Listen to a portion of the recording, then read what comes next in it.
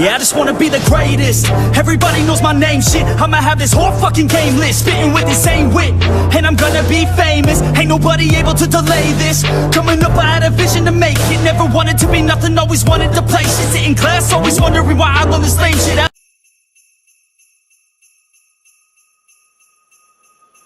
They've already slain one MPL champion. Are they looking to do it again? Coming up next, Malvinas Gaming versus Blacklist International, live right here at the MLBB World Championships. This is M3. My name is Leo, joined here by Gideon and LaFell.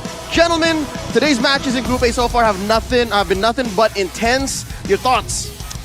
Honestly, so far, I am quite shocked. As I mentioned before, I did write a literal article about this, talking specifically about both Bedell as well as Malvinas Gaming, saying that they probably wouldn't make it that far. But considering the line of gameplay we've seen so far, I am completely wrong, and it looks like I have to make a couple of edits. Yeah, and I personally have loved every single game. But let's talk about the teams they'll be playing, where Blacklist International, they have won games, but they have not looked invincible. They have made mistakes here and there. There are some mistakes in the engagements, as well as they see some weakness. If the draft is a late game draft, then they can have a very, very slow early game. Whereas Malvinas Gaming, they have a clear game plan against Red Canids. However, Blacklist International, they're a little bit complicated. They have a multi-layer code to crack. Yep, and that's exactly what I wanted to hear. A little bit of I was wrong and a little bit of we're going the right direction. That's what Group A is all about.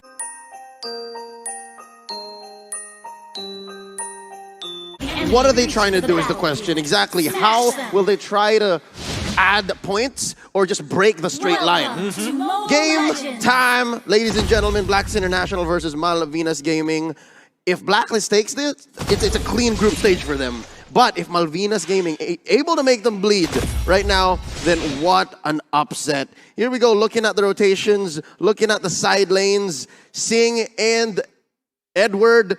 It is usually a win for the Barats. Well, it really depends on what the goal and objective is. But so far, after pushing over the mid lane, Haji is taking a lot more damage than he should. Forcing him to recall early to contest with this Litho Wanderer is kind of a good idea, because this should be pretty easy for Quinn to get. Yes, he did get it. I had to hold my breath there for a second. Didn't see the Litho Wanderer appear by his side immediately. Woo! Litho Wanderer early on. Wise looking to correct that. What might be the situation here? Lancelot versus Nathan. It looks like the Nathan is just going to puncture straight on through and take down the Time Space Walker. Is that going to be the case here, Gideon? Do you see it's an easy road for Quinn? I don't think it's going to be as easy as what people have mentioned, especially since Blacklist International wants to punish people like Iridian on this top side. If Sephi matches the Queen every step of the way and play off of that information and keep this 50-50, that's a good start, but they're going to need a snowball effect to happen, and I don't think there's anybody on the side of Malvinas Gaming in terms of their draft, except for maybe just Steffi, who can set that up for him. I love how Steffi actually picked the Matilda here to help confirm kills with Adrian, but now Haji's in trouble. First blood's gonna be drawn. Steffi takes him down. Would have been better if it went to Adrian, but a kill is a kill, gold is gold from Malvinas Gaming. They need to get the snowball as quickly as possible. If they have to give it to the Lancelot, that's no big deal, because now Oh My Venus is in a little bit of trouble, and that's what they want to do. Push out that mid, play towards that gold side. When you have that pressure, come down to Turtle. Yep, first Turtle already up. Priority going over to Blacklist International, but look at this top lane. They're bearing down on Ohib. We don't care if you scored a Maniac. You're answering to us now. 2 minutes in, 15 seconds, a third of the health here on this Turtle. That's going to go over to Wise. Turtle Slaying brought to you by STV Singapore. Passion made possible. Did you know that Singapore is not just one island, but 64? 64. 64. I just learned that very recently. They got 64 offshore islands, including Sentosa, the one that we're staying at, Pulau Ubin, and sister islands. That's amazing. But right now, looking back into the game, Malvinas Gaming, oh, it looks like Quinn is in danger. Oh, he's fine. He's fine. Haji's got Ohib's back, but just the same Steffi could give a shield here to Quinn, dash out to safety. I like how, despite Blacklist's take on the Turtle, Malvinas still understands that we can kind of push it further. Yeah, the thing is, what I like about this game, right? Malvinas Gaming, they won the lane. Early game control on the lane has been very good for Malvinas Gaming, and when Blacklist International, they took the turtle, they didn't even try to contest it just because they know if they go for the turtle fight, they're actually going to lose. Right now, looking at the itemization, Harley is going for. Oh, but it looks like Zing is gonna go down, and that's a kill for the Queen. Maximum range, and they're looking to trade up top. Malvinas Gaming trying to spot out Oheb, but Haji's got his back. And they're gonna let it happen. They're gonna let this through. It's a 3-man, make that a 4-man. Koopa counts, push. Early on, 3 minutes in, they're gonna take down this turret. No more shields. That just shows how much pressure Malvinas Gaming put here. Gideon, how is it gonna affect Oheb's farm? Well, honestly, let's not even talk about Oheb's farm. Malvinas Gaming right now, it feels like this is rehearsed. It feels like they've done this a lot of the times. These rotations are a little too telegraphed for their side. In Blacklist International, it feels like they're following into this. They're trading side by side, but Malvinas seems extremely prepared. But they find some refuge in mid. There's a push in bottom, and now they're gonna try to make some way in mid. Blacklist International trying to reclaim and show us exactly where this 1,000 gold lead is coming from, 3-1. Yeah, but coming back to Oheb's farm, yes, he's going to lose a little bit, but as you mentioned, the retribution is great on his side, getting 2 kills, allowing him to try and stabilize. Yeah, Wise is actually not dying. Again, we talked about how the Lancelot should be giving him hell. This is great now. Oh, Phantom Execution coming in. Haji answers with the I'm offended, keeping him in place. That's the Queen with the real world manipulation. Steffi answers back with the Circling Eagle, and they're all still alive. What discipline from Malvinas. Oh, I don't know about you, but I am, I'm squeezing my butt cheeks here, man. This is not easy. This really is not easy, and especially if you are a Latam fan, you got to be breathing heavily on this one. Seeing he's not going to let this happen, but you can see that Oheb, he has that pressure now, and so far, oh, he does not miss these shots. Redder, maximum range. We've seen it down bottom on Oh My Venus, and up top, the Prince does exactly the same.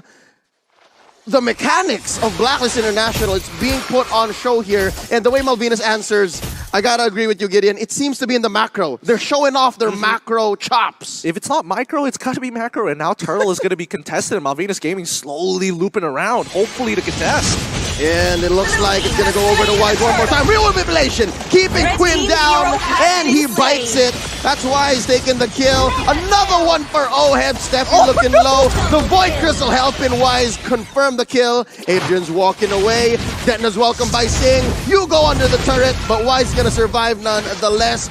Oh, another one. 3 for a none. The turret's gonna follow through. Blacklist ain't done. Oh my goodness, Oheb does not miss. He does not miss with Renner. This man, you think that you're playing a top-down view? No, he's playing an FPS. Yeah, right now, the way that I'm looking at this game, it kind of feels like I just gotta shut my brain off and just admit that giving Eve to Oh My Venus and giving Beatrix to Oheb is just the reason why they're looking so good right now. In fact, let's look at the replay, and actually based on their draft, they can win basically 80% fights around the riverside, because again, look at that range on their real world manipulation. Anyone stuck inside, especially when we're looking at the Lancelot. Lancelot cannot do much. He's going to take a lot of damage. And then look at this, Oheb talking about damage. It just happened again. There's no explanation. It's just Oheb now. He's smelling blood in the water, and like a shark, he's just gonna go and honestly, like a hammerhead shark, and the difference is his eyes are like direct. They're not put side to side. Nope. It's directly in front. He does not miss at all. Straight up. Oh my goodness. But look, Malvinas Gaming, they understand. Like, yes, we are bleeding out a little bit, but let's try to, staunch this bleeding. We still have a late game we can play for, and maybe we can hold on strong. Haji actually missing the ult there, which is great for Malvinas Gaming, because now they have an open window to start pushing out and looking for opportunities. Yep, time it out. I believe Haji overthought it. Like he overthought it, and he was looking for the bait, but it just wasn't there. Oh My Venus now picking up the Genius Wand. Teamfights are gonna hurt now. Teamfights are gonna hurt, and Malvinas is not gonna be able to just pull the same fist-clenching discipline play. Something's gonna go. Something's gotta go. Yeah, and now the siege has already continued on to that mid-tier 2, and that's what they want to do. Team fights like Blacklist always is. Oh, there goes Koopa. Not gonna save Adrian. Oh, Heb is godlike. 701. It's like his farm. It's like his turret wasn't even taken down in the early, man. Now Singh is going to get a little bit of revenge. Haji taken down as well. 2 for 1 here. Blacklist may have overstayed their welcome. goodness. They're doing such a good job overall. Like, Steffi is trying his absolute best to kind of create that space for Malvinas Gaming so far. But Blacklist International, their side laners, I mean, you got to give it to both Oheb as well as Edward. They are just they're doing everything here. Like, oh my Venus says, here's the kill zone. Haji's like, I'll keep him in here. The rest of you just do the work. I didn't notice Edward did not get any kills. No stats on his Festival of Blood, but he's sitting at 0-0 and 6. So he's good at setting up. He's great at keeping Malvinas at bay. And again, it's like that Barats-Paquito relationship didn't even exist at all. Yeah, but that's the thing. It's about all they find the initial catch on to Zing, who flickers on out of there. He doesn't really mind the damage. It's like, okay, yes, if I die another time, it's annoying. But Quinn, he needs that space because you can see what Blacklist International is doing again and again and again. Get the side lane pressure and then slowly choke out the economy through the jungle. The maximum range on not only the Renner, but even the Void Crystal, it extends it. Now Oheb switches over to it. They're looking to take down bottom lane, make space for that Lord that's spawning over on the upper left corner of the map. It seems like, as you said earlier, Gideon, Malvinas, it's so orchestrated. It's a master plan, but Blacklist read it back to back. Yeah, I think... unfortunately, I think the game plan stops once they've fallen down here. They immediately find the catch and maybe some kind of retribution on Wise, possibly. Oh no, Quinn came in wrong. He did not time his dash as well. That foregoing immediately. Steffi's just wondering, where'd you go? Guys, where's everyone? Inhibitor going down in mid. 4 members of Blacklist make that 5, looking to end the game quickly. No minions, only the base standing. Steffi, he's not at home in his own base. It's gonna be Harley coming in. Is there time? No, the answer is no. It's over. Blacklist International takes game. What a game that was. Blacklist International just showing off at this point why they are the favorites to win M3. And this is where I have to say, in our sandwich over here, we have to trust in the Filipino. Like you said, straight line. That's the best way to go, straight line. And look at what Blacklist has done. They make Malvinas Gaming look like an ice cream by how fast they melt down. It didn't even feel like a straight line, man. It felt like they were on their way from A to B and they ended up at A.5. 8.5. It was so fast. It was quick. I'm not going to lie, it was extremely quick. And I think Malvinas Gaming had a really good idea and good sense of what they wanted to do during the earlier stages of the game. However, where there was a little bit of lacking, a little bit of mistakes when it came down to greeding out on sticking around in certain situations, they got punished for it. And they didn't realize that such a small lead really could be extended with the mechanical prowess of both Edward and as well as Oheb, who played a really solid game here. Yeah, and honestly, let's remind ourselves the topics that we have talked about from both of these teams, where from Malvinas Gaming, they have an idea.